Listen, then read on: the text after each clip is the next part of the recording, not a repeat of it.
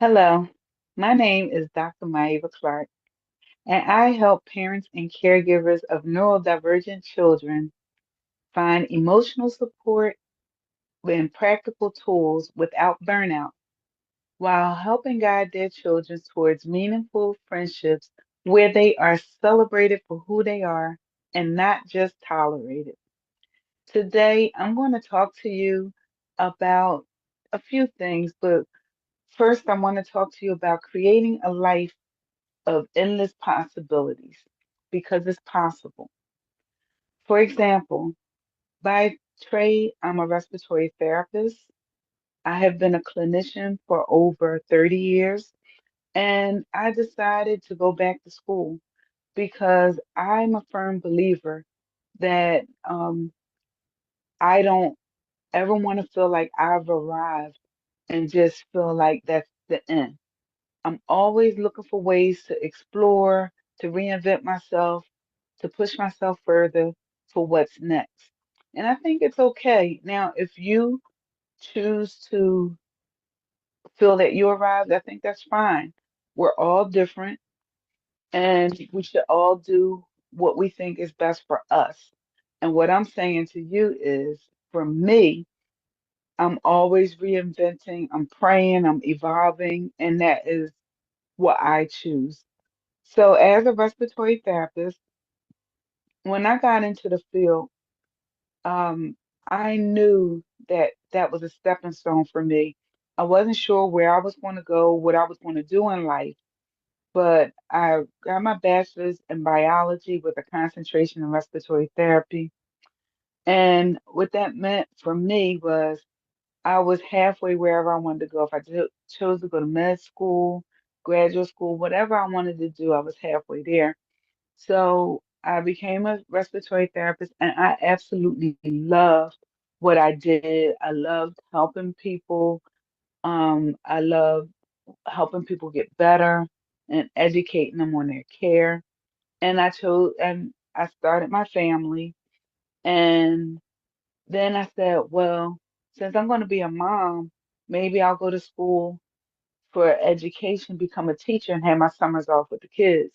So I went to Arcadia University and I received my master's degree in elementary education. Well, I thought I was going to be a school teacher and be able to have my summers off and be with my kids and everything. But guess what? I never did. I never became an elementary school teacher. Instead, what I believe happened, the reason why I had to go for elementary education is I needed those tools and skills to help with my children, and particularly my son. So when my son was of age, and we noticed that he was doing things differently, he wasn't as fast as his peers, and he had two first cousins that were one was 3 months older, and one was 6 weeks older, and we noticed that his motor control, his language, and everything wasn't on par with them. We had him tested, and with the intermediate unit, and we found out that he had developmental delays. With these delays, we needed to get him involved with speech therapy, physical therapy, and occupational therapy. So we did. And what wound up happening is he and I would spend countless hours at the table, doing work, um, reading, doing little tasks and things. And we, those tools that I learned in school helped me with him and helped to close the education gap between he and his typically developing peers. And so it wasn't a waste, it was just used differently. And then before I even went to school, my mentor from undergrad, she said, "My Ava, I think you should go to school and get your PhD and become a college professor." And this is, I think, Adam, it was right before I found out I was pregnant with my son, or he was a baby. I can't exactly remember the timeline, but it was very early on, and I wasn't even really thinking on getting a PhD, but she planted a seed. So sometimes when people plant seeds, they germinate. You don't know when they're going to take root, but they do. And I never let that escape me, even when I wasn't consciously thinking of it. And then one day I decided that I was going to explore that possibility. And fast forward, today I am a college professor and I have my PhD. And my PhD is in education, professional studies. I have a dual concentration, which is higher ed and leadership ed. And so I have a very diverse educational background and career as well. Anyway, I'm grateful because nothing was wasted. And that master's degree in elementary education, although I didn't teach other children per se, I was able to use those tools, help me to help my children. And I also had hooked on phonics, and my children were reading before they went in kindergarten because of the time invested with them and with hooked on phonics. So I'm grateful for that. So as I move forward in this conversation, I feel like I don't have to be bound by just because I made one choice. I didn't allow that to dictate the rest of my life. I grew and I evolved as I went along. And I love my choices. What respiratory allowed me to do, it afforded me the opportunity that I only work 2 days during the week and every other weekend, which allowed us to be able to allow me to feel almost like a stay-at-home mom, but yet I worked and was able to contribute to the household. And I always say I had the best of both worlds. And fortunately for me, I was able to be part-time until my daughter graduated from high school. So from when I had my son to my daughter graduating from high school, I worked part-time. During this time, it allowed me the freedom to be able to go back to school and to one day be able to advance my career. So after Kyra went, after she graduated from high school and she went to college, I was able to explore opportunities. And now, as a college professor, I still am a clinical instructor and I teach lab at a community college sometimes. And I'm grateful because I didn't allow myself to be pigeonholed into a box where it's this or that. I was able to have this and that. But with that, I evolved because, and I encourage you, if you explore different things, if you explore different possibilities, you have to be careful that you don't put yourself in a situation where you're going to burn out. I did. I have come very close to experiencing burnout from doing things and not pacing myself and not giving myself self-care in the meantime and in this navigation. But when I learned it, it's powerful. So now let's back up and let me explain to you what I mean by that. So when you are a wife, a mother, working two jobs, um, and taking care of everybody else's needs, it's very, very easy to forget about yourself. It's very, very easy to put yourself on the back burner. It's very, very easy to not even matter to you because you don't have anything left over for yourself after navigating life with everyone else. So for me, it became necessary for me to learn to take care of myself and to figure out what self care meant for me. I think there's not a one size fits all, and I think that what necessarily works for me may not necessarily work for you and vice versa, but I think it's very powerful and very important that we each tap into ourselves and to figure out what is necessary, what is it for us to do that we need to do in this space to move the needle further.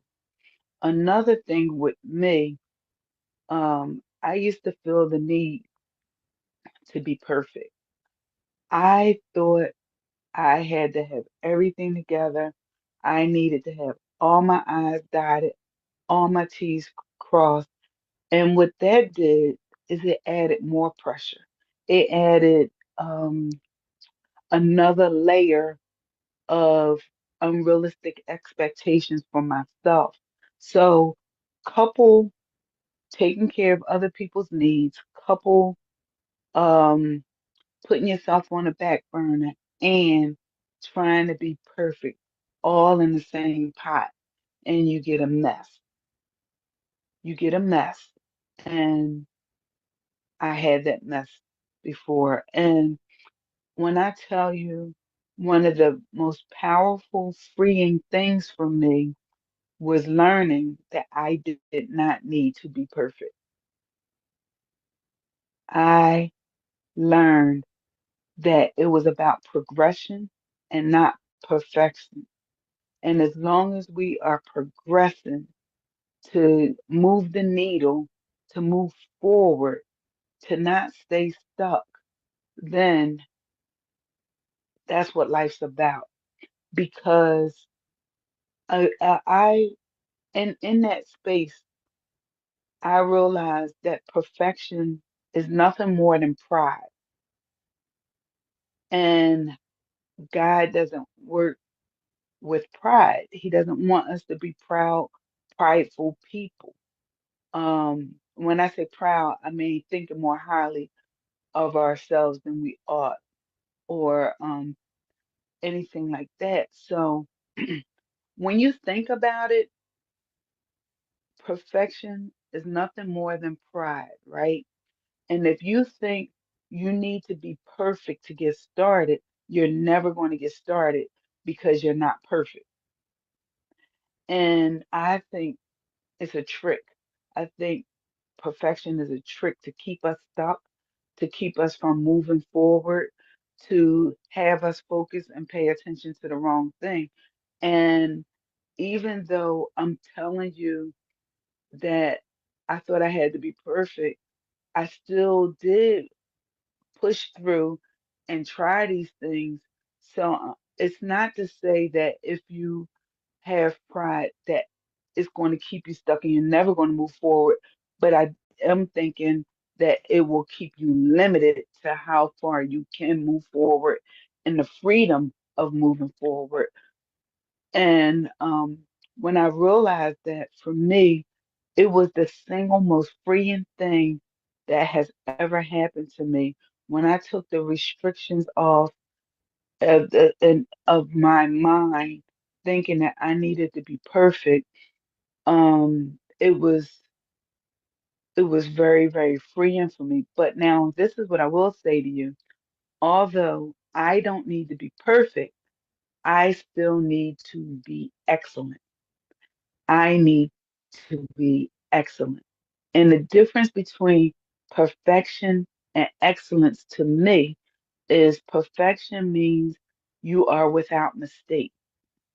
And excellent means to me doing the very best that I can in any given situation at any given time. And as long as I'm doing my very best, then for me, that's good enough. I have taken the pressure off of me. I have taken the limitations off of me. And even as far as doing these lives and talking to people, that was extremely uncomfortable for me. I started this at the beginning of this year. It was extremely uncomfortable, very, very hard for me.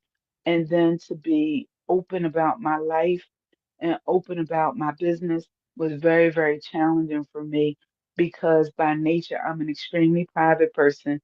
I feel like I could show you better than I could tell you. And I'm a mover and a shaker, and I don't have time for all of this. But when I felt God telling me to share my story, to put myself out there, to um, to be an inspiration to help others because it's possible and you can overcome just like I overcame circumstances and situations. That's why I do it. That's why I do it. Not because I need to do it, not because I need to be seen, not because I want to be seen, because that's the furthest from my personality and my comfort level. Is far from it. But I feel like obedience is better than sacrifice. And if I feel led to do something, it's better to do it than to not because I can hinder somebody else's blessing, which in turn can hinder my blessing. Because if I'm to do something for someone and I block that, then whatever the reward was for me doing it is going to be blocked. And I don't want it. I want every single thing that God has for me that's meant for me. I don't want what's meant for you, but I do want everything that's meant for me. So, um, what am I saying? You don't have to be perfect. You do have to progress. You don't want to stay stuck. You want to move forward. Moving forward is different for each of us. You don't want to be me, and I don't want to be you. You want to stay in your lane. You want to stay with what you have, but you want to be open to possibilities. You don't want to keep yourself pigeonholed into what you're doing now. Maybe this conversation is for you because you're forcing yourself to stay in a season that's over for you. You're forcing yourself to stay at a job that you've outgrown or that God has something more for you, but you feel like I've been doing it this way all this time and I'm going to stay here because this is all I know. Maybe it's fear keeping you back.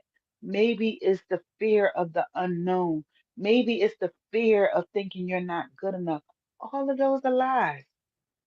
You are good enough. You are capable. You are smart enough. You are. You have what it takes. Maybe you need to get some more education to unlock what's there, but it's already in you. Everything you were created to be, everything you were meant to be, is already inside of you, just like it's already inside of me. We are born with all the gifts and talents that God has for us, but our experiences and circumstances nurture those things to bring them out of us. Our education nurtures those things to bring it out of us. The epiphanies that we have, all of this is already there.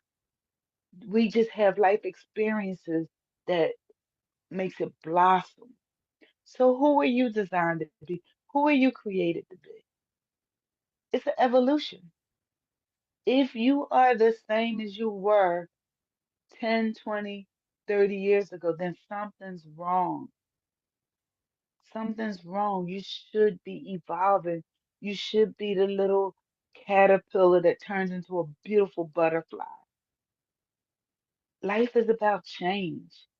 Don't be stuck.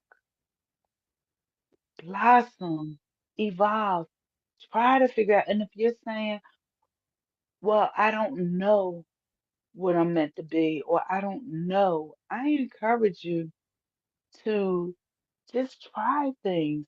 What's the worst thing can happen? You don't like it, right?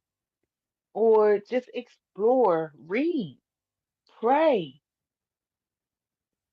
Just follow your heart. What are you passionate about? What are you passionate about? Okay. For me, when I say life of endless possibilities, respiratory therapist, now college professor, mother, and mother of neurodivergent children, right? Um, Life has been challenging for my children, which made life challenging for me because I had to navigate that space with them and work and take on the house and whatever else I chose to do, right? But I'm grateful and all things give thanks. I am so grateful. What am I grateful for? I have two beautiful children. Yes, one had learning disabilities, and yes, one had medical challenges. Um, Navigated both the IEP and the 504 plan. Yes, but I'm grateful. It could be so much worse.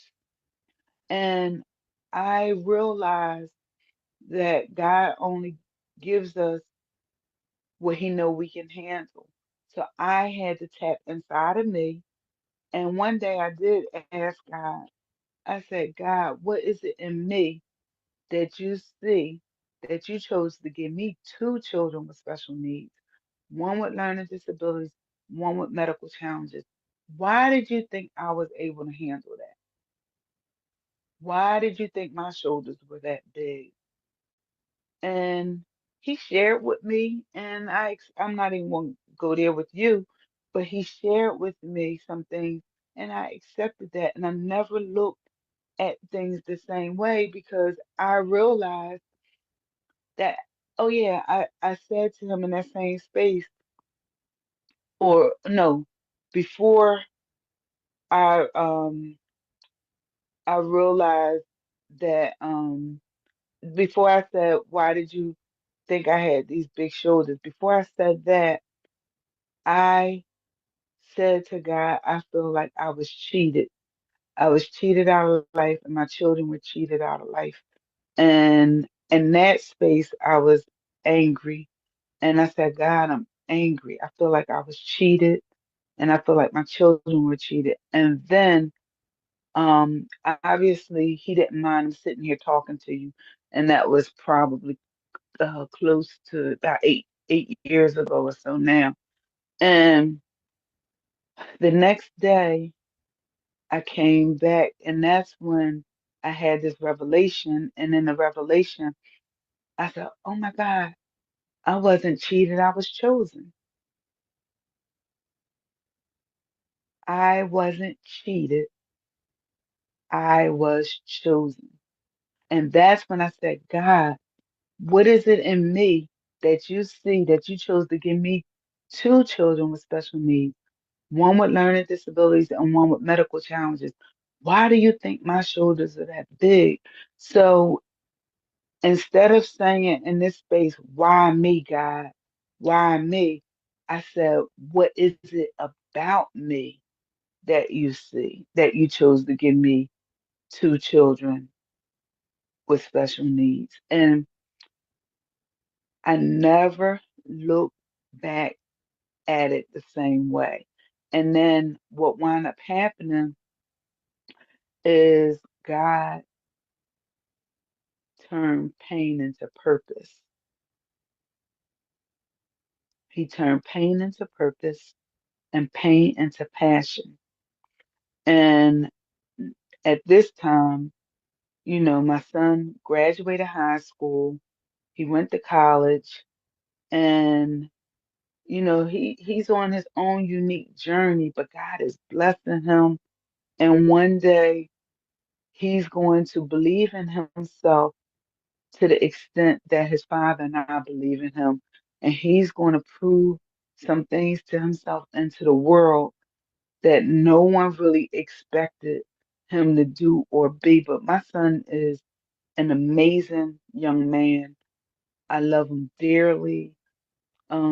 I just can't wait for him to tap into his full potential because he's remarkable and he can do things that I can't do. And he's going to be able touch people that I can't touch. And the same with my daughter because they have unique stories and their experiences are going to allow them to tap in and identify with people that I could never be able to tap into and identify with. And, I look forward to seeing who they become.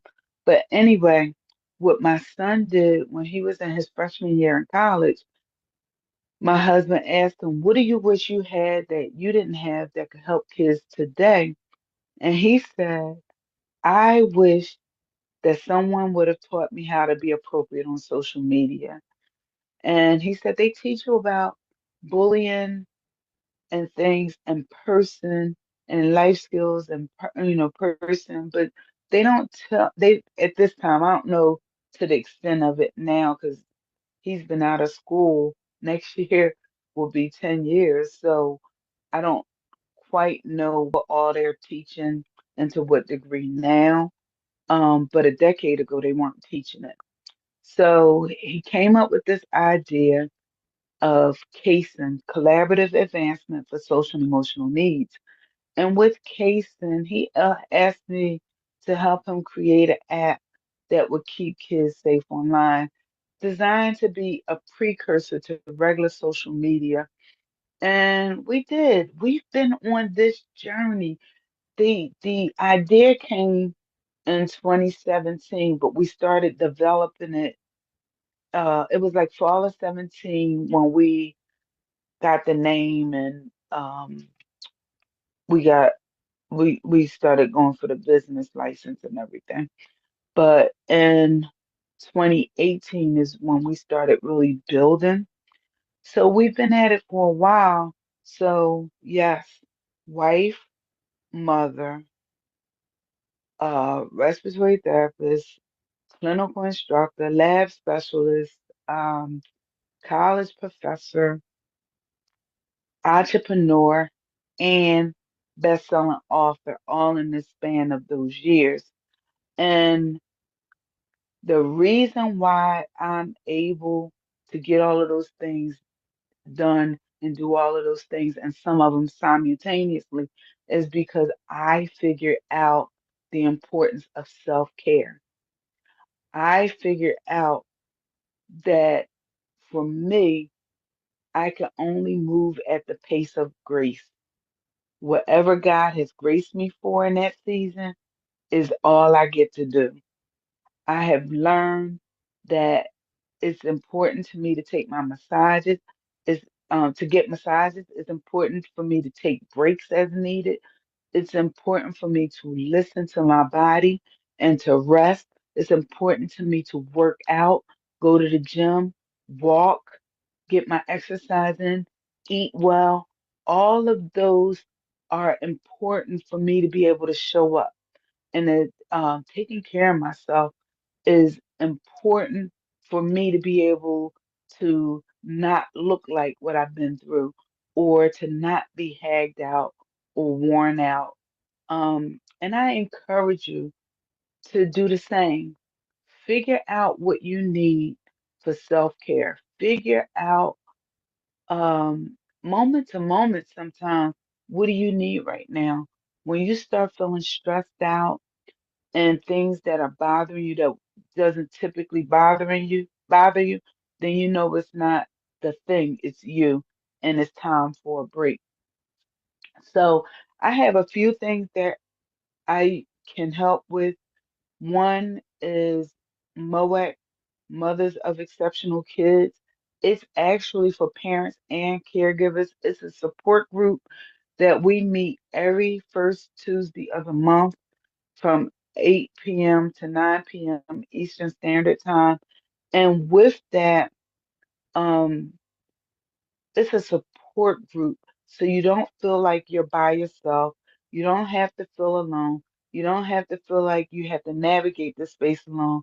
You can get questions answered that you're stuck on, that maybe the healthcare providers aren't giving you, maybe the schools aren't giving you, but other parents can give it to you. I also have um, a group, Connect and Thrive. a parent group that's coming up, which is group coaching, and it is phenomenal. It's 10 weeks of coaching where experts come in and share. It is really, really good. So if you want more information about either of those, please reach out to me. Message me. I can give you the links. You can look into it. Join us for our support group. It, it's all about paying it forward and not letting my pain be wasted or in vain. If I can help someone else to prevent burnout, to move the needle further, to feel supported on their journey, then it's all worth it. And that's what I want.